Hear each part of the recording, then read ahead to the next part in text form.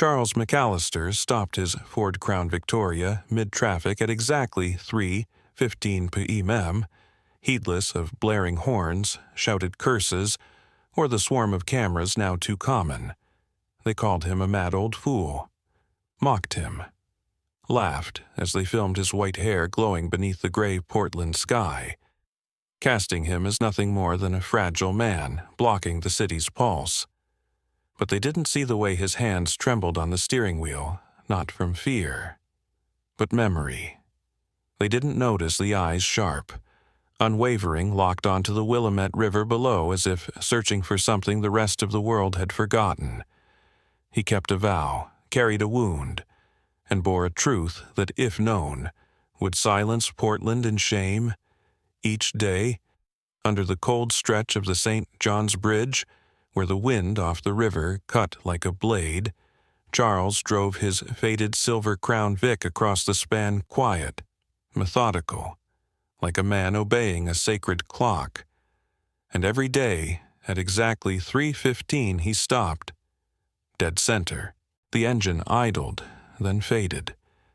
And there he sat, motionless, his gaunt fingers resting lightly on the wheel, his gaze fixed on the dark green waters below. He didn't blink, didn't speak, only tilted his head slightly as if he could hear something no one else could, the hush of water, the whisper of wind, the echo of a name.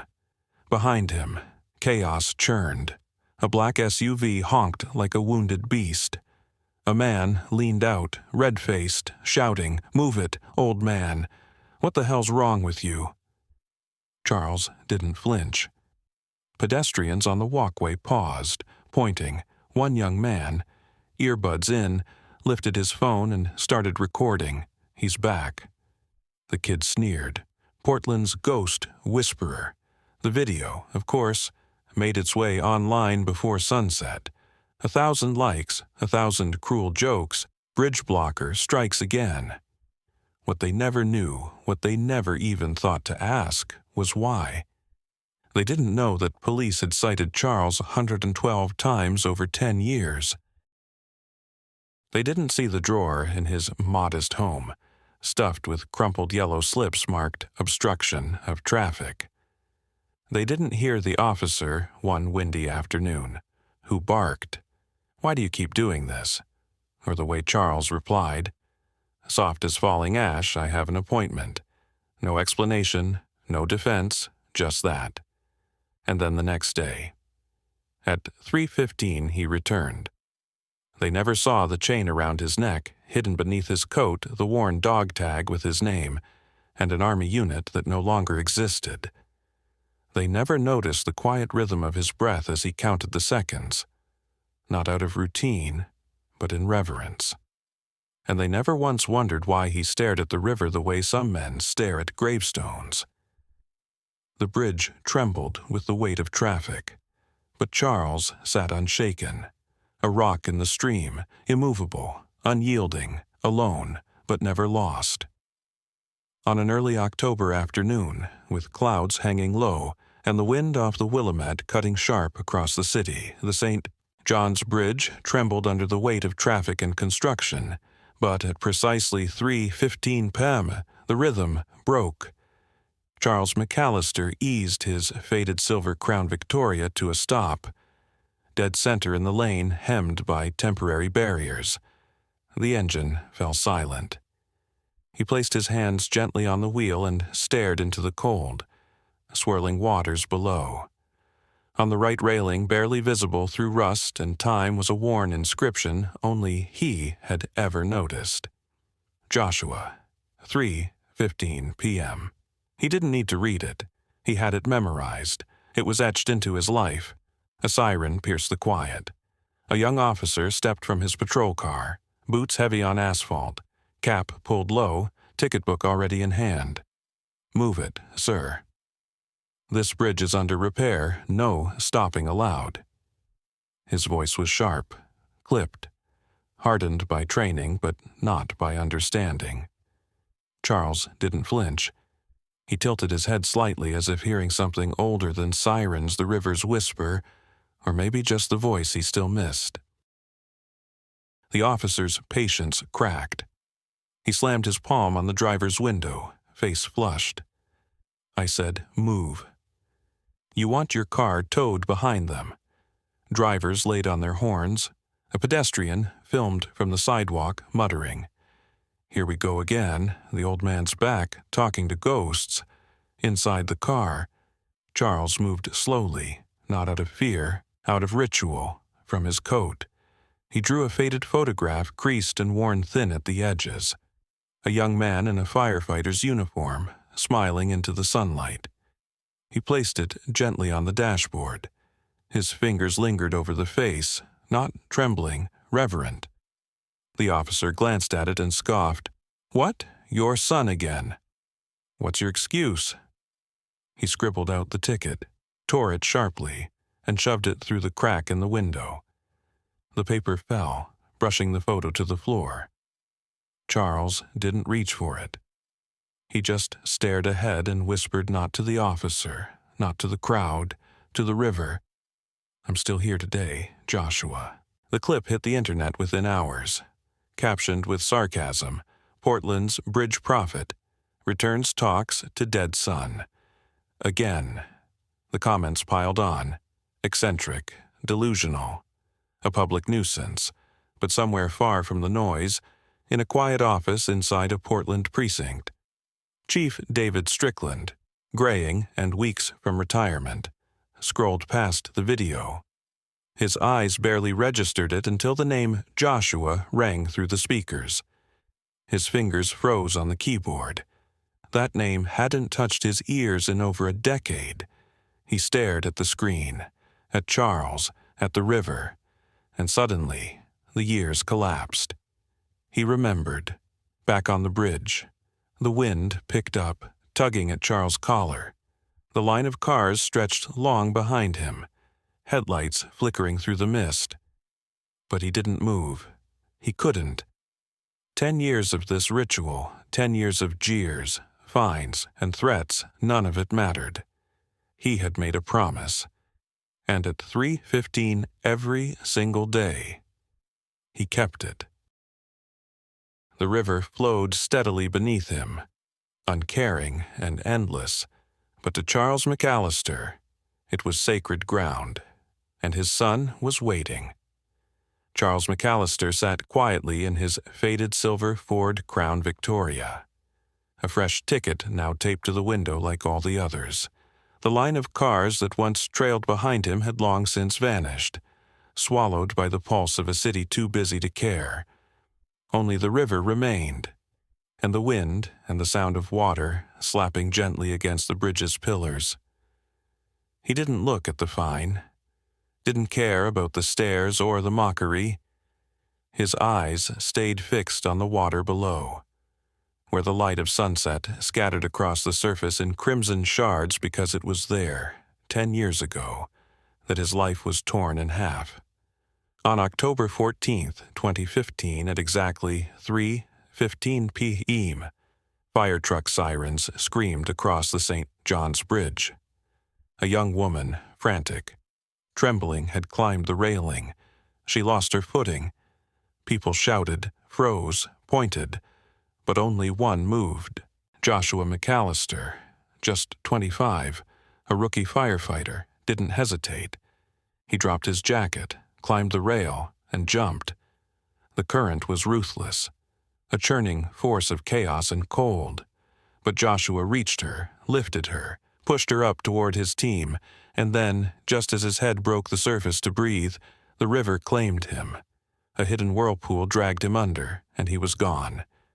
2 days later, they found his body 7 miles downstream, resting in silence among the reeds. Charles, freshly retired from 30 years in the Army, was at home when they came. He still had a coffee cup in hand when the knock came at the door. They said his son had died a hero. That saved a life, that the city would remember. But Charles didn't want headlines. He wanted his boy back. The boy who used to ride on his shoulders by this very river. The boy who promised to serve, to return, to make his father proud. Joshua never got the chance. The next day, Charles drove to the bridge. He stopped at the same spot, and with an old army blade, he carved a name into the railing. Joshua 3:15 p.m., no press, no plaque, no announcement, just ritual, just silence, just a father keeping time with grief. Every single day since, at the same moment, he returned, rain or shine, sick or well. He whispered the same words into the wind, barely louder than a breath. I'm still here today like you were. They called him eccentric, a madman, a hazard, but none of it mattered, because this wasn't madness. This was Ma Emery. This was love. The newest video of him sitting motionless, staring at the water spread quickly online. Again. The captions were cruel. The comments are worse. But somewhere, in a quiet precinct on the edge of Portland, a man didn't laugh. Police Chief David Strickland sat still in his chair, staring at the screen. He hadn't heard the name Joshua in years. But now, it echoed through tinny laptop speakers. He remembered that name, that rescue, that boy, and he remembered the father, too. The soldier who once taught him to stay calm while bullets flew overhead. Charles McAllister. A man who didn't break then, and hadn't broken now. David stood slowly, grabbed his coat, and stepped into the fading light. The city had moved on, but he hadn't. He knew exactly what Charles was doing out there, and why, back on the bridge. Charles didn't hear the cars, didn't feel the cold, didn't see the stairs. His eyes were on the water, on the place. His son leaped. On the second, and everything changed. In his chest. Pain curled quietly like smoke, but he didn't let it rise. He never did. The bridge trembled under approaching footsteps. But Charles didn't turn. He just closed his eyes and whispered again to the river, I'm still here today. Late afternoon settled over the St. John's Bridge, and the sunset burned blood red across the sky, casting the Willamette River in a deep crimson glow. Charles McAllister sat behind the wheel of his faded silver Ford Crown Victoria, the newest ticket fluttering faintly on the window. Already forgotten. His scarred hands, shaped by army years, rested softly on the steering wheel as if clinging to the only anchor left in his world. On the dashboard, Joshua's photo is in place. The same radiant smile, the firefighter uniform, the sunlight froze in time. But now, the boy in the picture felt as far away as the river below. Then came footsteps, slow, steady, unrushed. A figure approached and stopped beside the car, no uniform. No badge, just a worn sweater and tired eyes. David Strickland, the police chief, gray-haired now, but more than that, an old comrade from another life. Charles turned his head slightly, and recognition flickered across his face. Fort Lewis, the jungle training. Nights are soaked in the rain, backs are pressed to back, mud is in their mouths, and death is too close to forget. Now they stood together again, older, quieter, before a river that had taken too much from both of them. The car's clock clicked forward. 3:15. Charles closed his eyes, just like always, and softly, painfully, he whispered to the wind, I'm still here today, Joshua. But today, his voice wasn't steady. It cracked, pulled from somewhere raw, deeper than words, older than grief. David didn't speak. He just stepped forward, brushing his fingers gently across the rusted railing where the carved name still lingered. Joshua, 3:15 p.m. Charles opened his eyes again, and after a long silence, he reached into his wallet and pulled out a note, folded small, worn thin. His fingers shook as he held it, as though the paper might vanish if he let go. That day, he called me, Charles said, his voice rough, barely rising above the sound of the river. I was in a meeting, I said, later. He paused, eyes falling back to the water. The same water Joshua had leaped into 10 years ago. David remained still, didn't interrupt, just stood beside him, his frame heavy with understanding. Charles slowly unfolded the note one Joshua had written long ago. The handwriting rushed, but full of fire. He held it to the fading light and read aloud, for the first time since that day. "This time, I'll do something worthy of what you taught me." The words hit like shrapnel. And then he broke, not with sound, not with anger, just tears, quiet, slow. They traced the lines of his face, carved deep by time and guilt, falling onto the note like rain returning to the sea. David turned his head toward the river, giving him the space, because some moments belong only to a father in the memory of a son. For 10 years, Charles had kept his vow day after day, same hour, same place. But he had never spoken of the call he missed, the moment he didn't answer, the second he couldn't get back. Today, on this bridge, Charles finally spoke not just to Joshua, but to the part of himself still searching for forgiveness. The river flowed, the sky dimmed, and David, standing beside his brother in arms, placed a hand on Charles's shoulder. No words, just presence, a silent promise. "You're not alone." Charles folded the note with care, returned it to his wallet, and looked once more at the railing where his son's name waited beneath rust and memory. He didn't know that somewhere, far across the city, the world was beginning to listen. Those who had mocked him were starting to understand. But here on the bridge there was no audience, no cameras. Just two old men, the sound of the wind, and the name of a hero etched in steel. Joshua is forever brave, and Charles, forever a father. Morning light spilled gently over Portland, casting a soft glow on the St. John's Bridge. The Willamette River shimmered below, quiet and steady, as if still holding yesterday's secrets.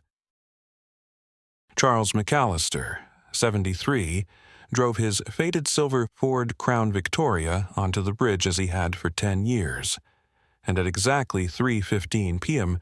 he stopped, but something felt different.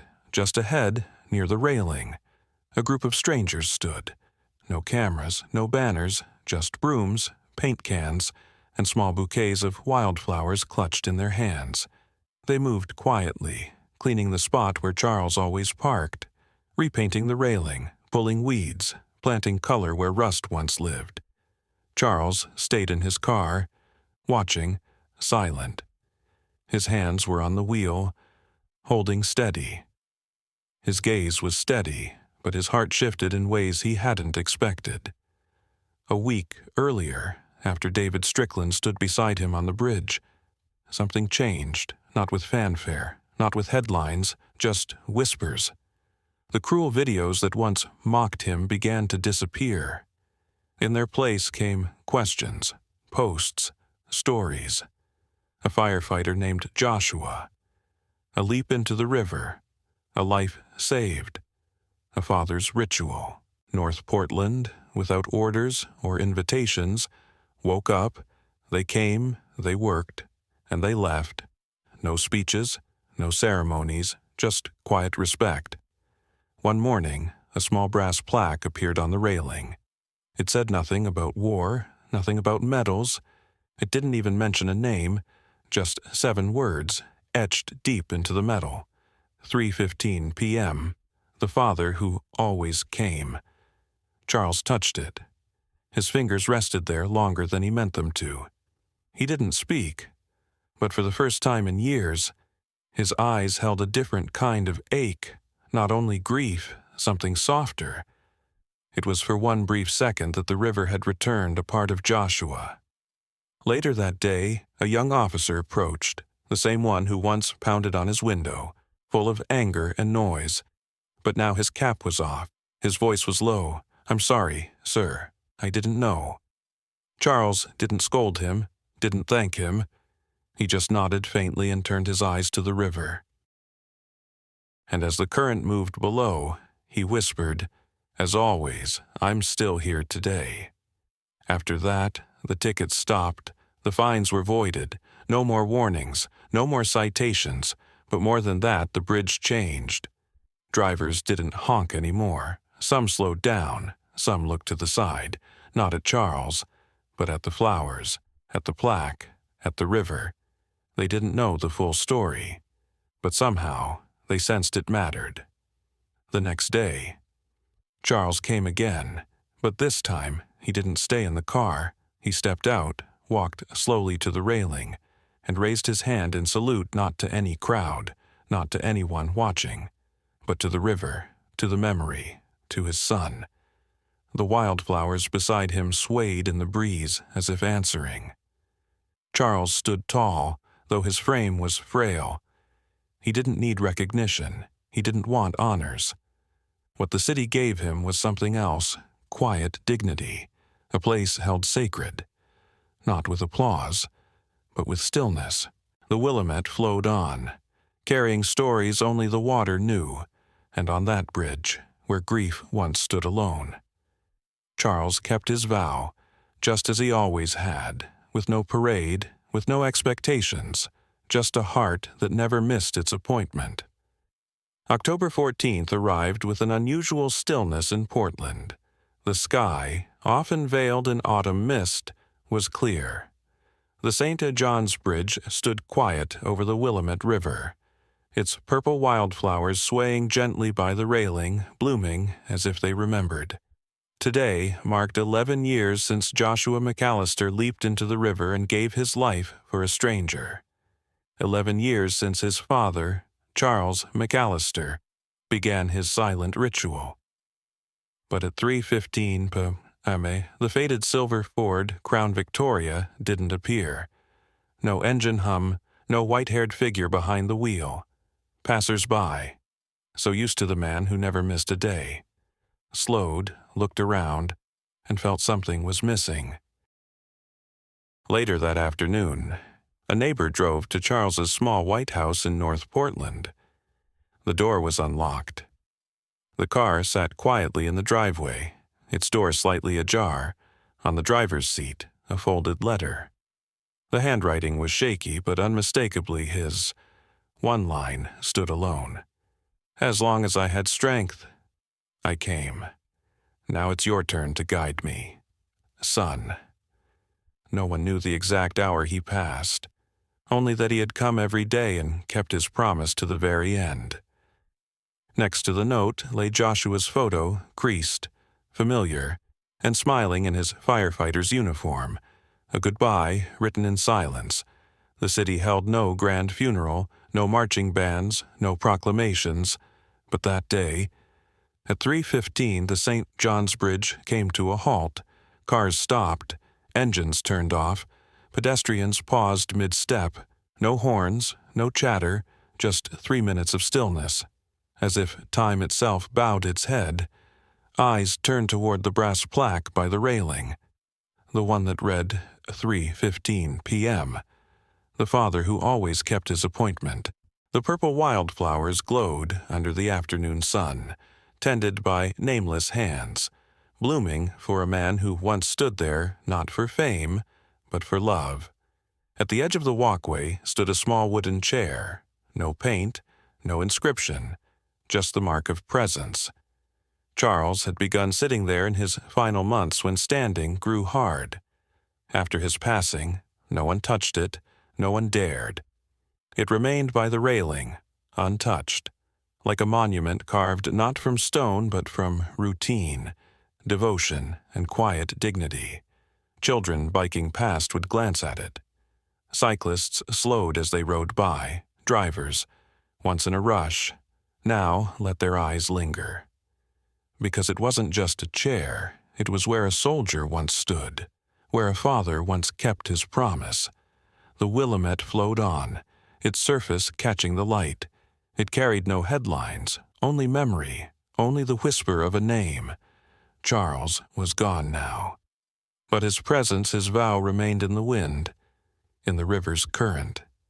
in the wait of 3:15. And each day, as the hour came, strangers paused. Some closed their eyes, some raised a hand. Some simply looked toward the flowers and felt something. The chair stayed by the railing. The plaque stayed in place. And the story lived not in textbooks, but in glances, in silence, in the kind of reverence that doesn't need words. If this story made you stop, even just for a moment, share it. So, men like Charles and sons like Joshua are never forgotten. Subscribe to our channel for more stories of quiet loyalty and unwavering love. And in the comments tell us, who taught you what a promise really means? Your story might be the breeze that keeps theirs alive.